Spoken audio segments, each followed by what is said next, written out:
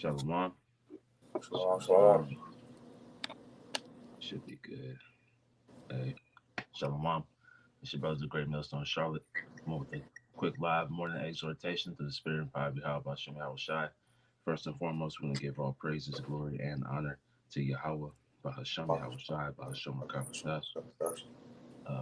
double honors to the elders and the apostles of Great Millstone who rule well and teach well, and peace and blessings to the hopeful elect pushing this word with all truth, righteousness, and sincerity. Shalom, shalom. Shalom. Hey, so this morning, man, we just want to get into a quick lesson on utilizing wisdom, right? The wisdom that you've been given, because this whole thing is a gift, man, right? He didn't have to choose us, to be these vessels, right? He didn't have to choose us to be, these conduits that he's pushing the message through, man. So everything that he's given us, we have to make, great use of it, right? Now, I wanted to get this word for utilize, and it reads, to put to use, especially to make profitable or effective use of. So first and foremost, starting with this ministry, man, you gotta, be profitable in the ministry, right? We got to be profitable to the body, and then you got to be profitable to yourself, man, right? Because the wisdom that we've been given has been given to us so that we can make ourselves a better use, better servants to the body, man. You know. So if you could grab that in Job, Baba Kusha. Okay, verse 36. Okay. This is Job chapter 38, verse 36. It says, who hath put wisdom in the inward parts, but who hath given understanding to the heart? Mm-hmm. So we understand that that's Yahweh Bashim Yahweh Shai, man, right? He's given us that wisdom. He's given us this understanding, right? So that we can overcome this earth, this world, this current captivity, right? And in doing so, we're doing what? We're being profitable, right? We're flipping those talents, right? We're making our calling of election sure, right? He gave us the wisdom. He gave us the understanding. Now we have to what's the word? Uh, get that payment back. You know, Mm-hmm. as the parable of the talents goes, man. Keep Uh, going. no, that's it on that. You can get that Proverbs. Okay. This is Proverbs chapter 2, and you start verse 1. Okay, you start one.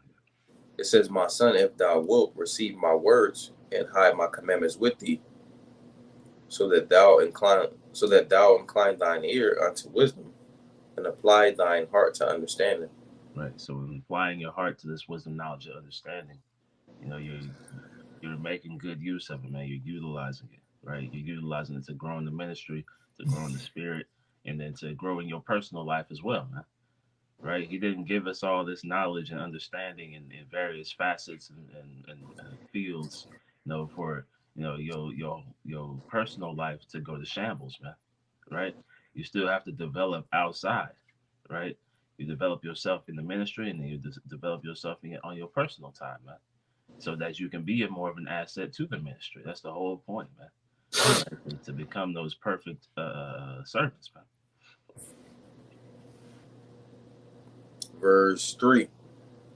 If thou criest after knowledge and liftest up thy voice for understanding, if thou seekest her as silver and searchest for her as hid treasures, then shalt thou understand the fear of the Lord and find the knowledge of the Most High. Right. So this is what we're doing, man. We're on a constant search for knowledge, man. We're on a constant search for understanding, right? And the more we ask, the more the Lord gives, man. That's gonna come with adversities and tests to see if you're worthy of that knowledge or understanding. But that having that wisdom, knowledge, and understanding gives us the understanding that we're gonna go through these things, man. Right? That we are given a leg up, compared to the rest of this world, man. Right? So we see, we've been given that foresight to see things uh, before they happen, right? The prophets are known as seers, right? So we can see, you know, where we need to position ourselves, right? And first and foremost, it starts with being aligned with Yahweh Bashim Yahweh Shai. Khan. Keep going on that. Come on, we'll read down to verse 9. Khan. So I'm just, all right, this is Proverbs 2, and verse 5, verse 6. Who's at verse 6 or verse 5? You can go. You can start back in 5 more. Just read through. Huh. It says, "Then shalt thou understand the fear of the Lord and find the knowledge of the Most High. For the Lord giveth wisdom; out of his mouth cometh knowledge and understanding." So the Lord giveth wisdom, man. Right. This is a gift of Yahweh Bashem Shai. He didn't have to give it to us. Right. He didn't have to give it to anybody, but he chose to give it to us, and we have to utilize it. We have to apply it. We have to be profitable with it, man. Right. Con. Verse 7. He layeth up sound wisdom for the righteous. He is a buckler to them that walk uprightly. That defense. Verse 8. He that. Can I make a quick point? Go ahead. It says, he layeth up wisdom for the righteous. He is a buckler to them that walk uprightly. So pretty much a buckler is something that defends. That word says uprightly. It's going into your conversation, your conduct. So if you're walking in the correct fashions and ways in the eyes of the Lord, He's going to defend you. That's right. Verse 8. He keepeth the paths of judgment and preserveth the way of his saints. And going into what you were saying, those who walk, that way, the correct way, right? And that starts with that utilization of wisdom, man. Right? The Lord gave you this so that you can know, the steps that you need to take, man. And then He's gonna guide you, throughout that, man. Throughout your walk, throughout your days, right? Especially when we come into these times of trouble, man. He's gonna be guiding brothers' steps. But if you haven't been being profitable, utilizing the understanding you've been given, that's when your way starts to sway off the path, man. Verse 9. Then shalt thou understand righteousness and judgment and equity, every good path. Right. So you've been given understanding of all things, man. The scriptures talk about not being ignorant in any manner, great or small, man. Right. So it says you understand uh, righteousness and judgment and equity in every good path, man. So every good way you will have understanding of, you know. But that comes with the utilization of that wisdom, man. Right. Continuing to grow in the spirit, applying what the Lord has given you, in order to be that profitable servant, man. Let's get James 1 and 5. Oh, sure. Okay. I got a quick one. Go ahead.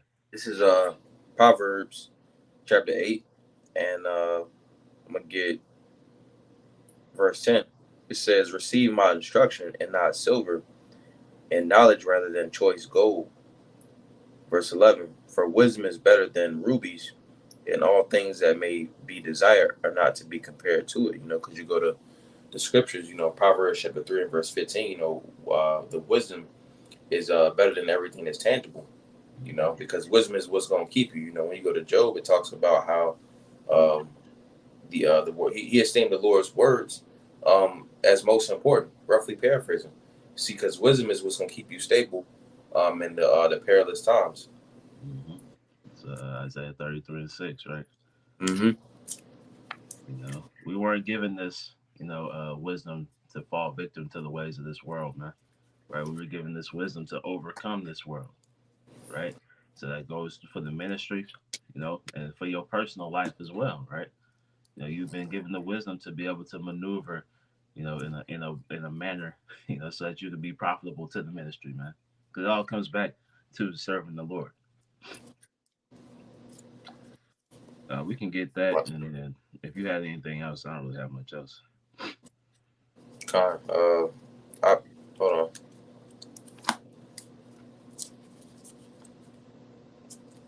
I gotta find it. It's locked, bro. Good. But see, that's why it's important for us to desire wisdom, right? Let me get this in the chat for the brother Antasmam, JMS Planters of Yasharan. It reads Job 23 and 12. It says, neither have I gone back from the commandment of his lips. I have esteemed the words of his mouth more than my necessary food. Right? So we hold this to a high regard. The gift of the Lord is the most valuable thing, that you can hope to gain. And that's that wisdom, knowledge, and understanding. More than your necessary food. Right? This is the true food, man. This is the true nourishment, that you can seek. You know, this is the most nourishing thing that you can ever hope to have. Right? That's why it says desire the sincere milk of the word. Right? What's it? 1 Peter 2:2, as newborn babes desire the sincere milk of the word, that you may grow thereby. Right? So you continue to grow, through that milk, man, through that nourishment, through the word of Yahweh Bashim Yahweh Shai, that's giving you this wisdom, knowledge, and understanding for you to go out there and be profitable, and utilize, man. Doing the Lord's business, man, because that's what we're doing, man. We're those servants that have to keep the Lord's business moving, man. Uh-huh. Um, this is James chapter 1 and verse 5. It says, if any of you lack wisdom, let him ask of the Most High, that giveth to all men liberally, and upbraideth not, and it shall be given him. Right. So as we may mention that earlier, man, to continually ask for wisdom, right? More. We should always want more wisdom, more knowledge, more understanding, man. But in doing so, you have to understand what comes with it, right? It's gonna be, more tests. It's gonna be more adversities. It's gonna be more trials, right? Uh-huh. And you're gonna be expected to make more use of that wisdom, right? You're gonna be expected to be more profitable, you know. Can we get that word for wisdom, or it might be God, for wise? God.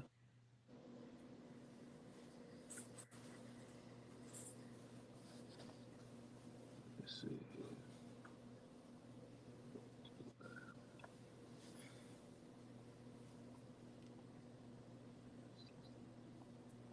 Because pretty much when you go into the word, wisdom, which is chakama, it comes from the word chacham, which means to be wise. All right, and like you mentioned, uh, we know that we're in a spiritual battle.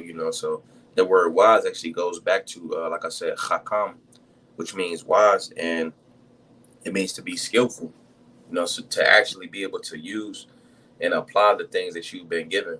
You know, one got to get it though. That was pretty much the Right, yeah, point. God, Um, God, God. I wanted to get Proverbs 8 and I'm sorry, verse 5. It says, "O ye simple, understand wisdom, and ye fools, be ye of an understanding heart. Hear, for I will speak of excellent things." When you go in that word "hear," it means to listen, to obey, and be obedient. It says, "Hear, for I will speak of excellent things, and the opening of my lips shall be right things. For my mouth shall speak truth, and wickedness is an abomination to my lips. All the words of my mouth are in righteousness. There is nothing froward or perverse in them. They are all plain to him that understandeth, and right to them that find knowledge." And the scriptures say that it's plain to the holy, but a stumbling block to the wicked. Just reading out of verse 11, it says, "Receive my instruction and not silver, and knowledge rather than choice gold. For wisdom is better than rubies, and all things that may be desired are not to be compared to it." Because pretty much wisdom is in everything, and that's again how we're going to, beat the society. The elect is going to conquer, the world, so to speak, by believing on wisdom, which in turn is Mashiach Yahushua in their belief in the wisdom. Mm-hmm.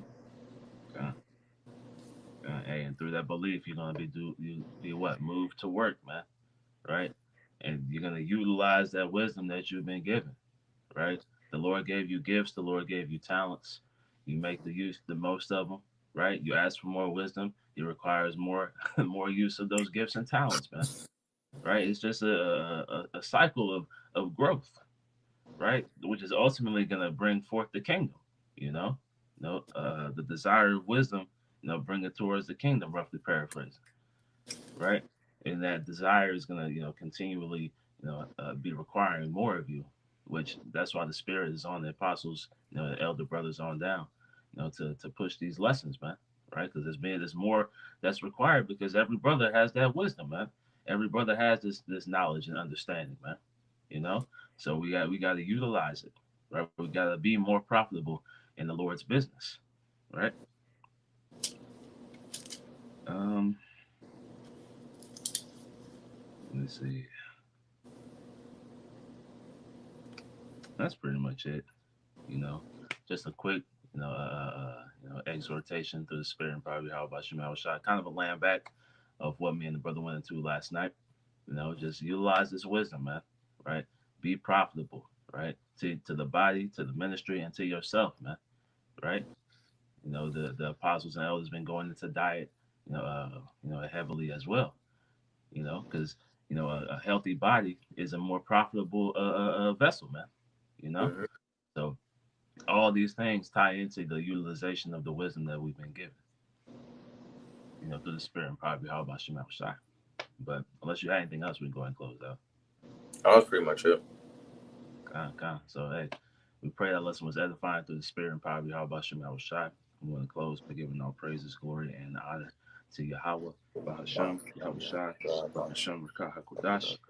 Double honors to the elders and the apostles of Great Millstone who rule well and teach well, and peace and blessings to the hopeful elect pushing this word with on truth, righteousness, and sincerity.